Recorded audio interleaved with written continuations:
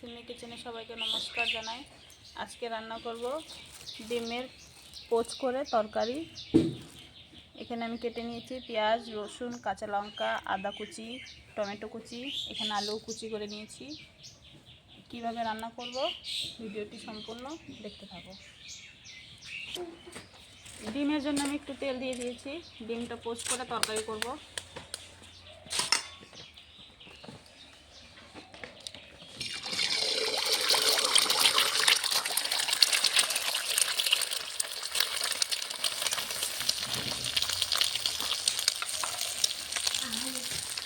উপরে ডিমের উপরে একটু নুন দিয়ে দেবো।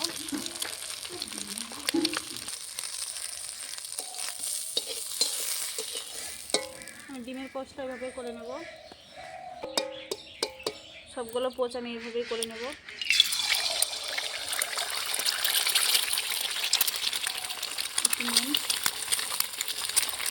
সবগুলো ডিম আমার এভাবে পোচ করে নিয়েছি। তেল কড়াইতে সরষের তেল দিয়ে দিচ্ছি। দিয়ে দেবো একটা তেজপাতা,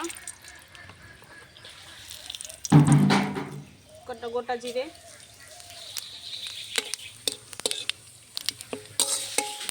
ডিমের ঝোলটা আমি করব সিম্পল পদ্ধতিতে রান্না করব। ফোড়নটা হয়ে গেছে, দিয়ে দেবো পেঁয়াজ কুচি, রসুন কুচি।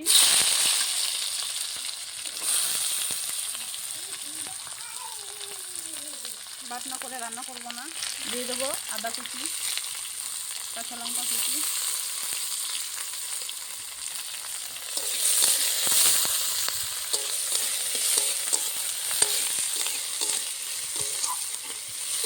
নেড়ে চেড়ে আলু কুচিটা দিয়ে দেবো। সেটা ধুয়ে রাখা আলু কুচি। আলুর সঙ্গে পেঁয়াজ রসুনের মশলাটা ভাজা হয়ে যাবে।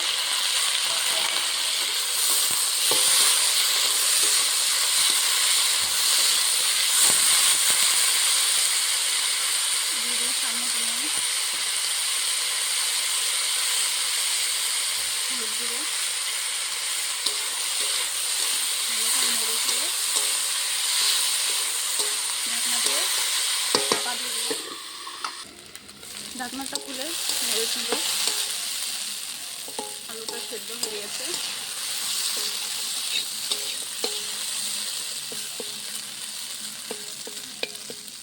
আলুর মাঝখানে টমেটো কুচিটা দিয়ে দেবো।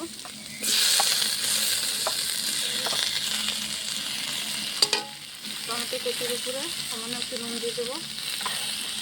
টমেটোটা সেদ্ধ হয়ে যাবে। আবার ঢাকনা চাপা দিয়ে দেবো। দেখো টমেটোটা কি সুন্দর সিদ্ধ হয়ে গেছে।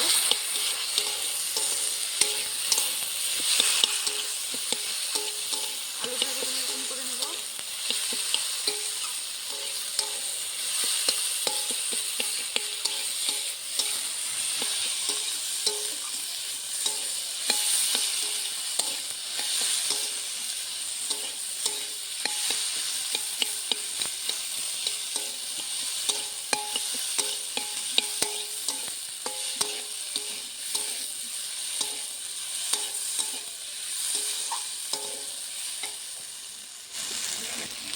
দিয়ে দেবো ধনে গুঁড়ো,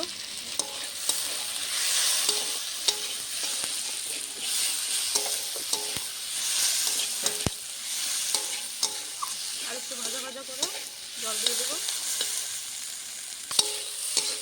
ভালো করে ভেজে নিয়েছি। দেখো টমেটোটা মিশে গেছে আলুর সঙ্গে। এখন জল দিয়ে দেবো।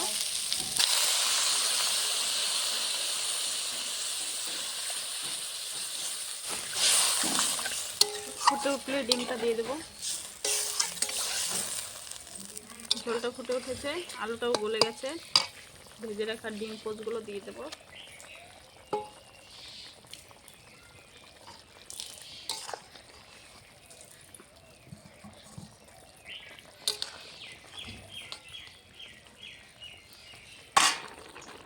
ডিমের ঝোলটা হয়ে গেছে। দিয়ে দেবো একটু ধনেপাতা।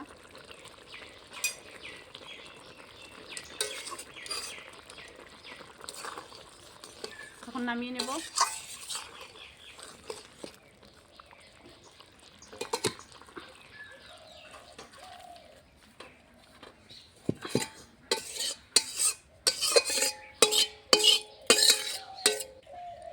আমার আলু দিয়ে ডিমের কারিটা হয়ে গেছে। আপনাদেরকে ভিডিওটি ভালো লাগলে লাইক কমেন্ট শেয়ার সাবস্ক্রাইব করে দেবেন। রান্নাটা কেমন হয়েছে অবশ্যই কমেন্ট করে জানাবেন। আজকের মতন এই অবধি, আবার কালকে দেখা করছি।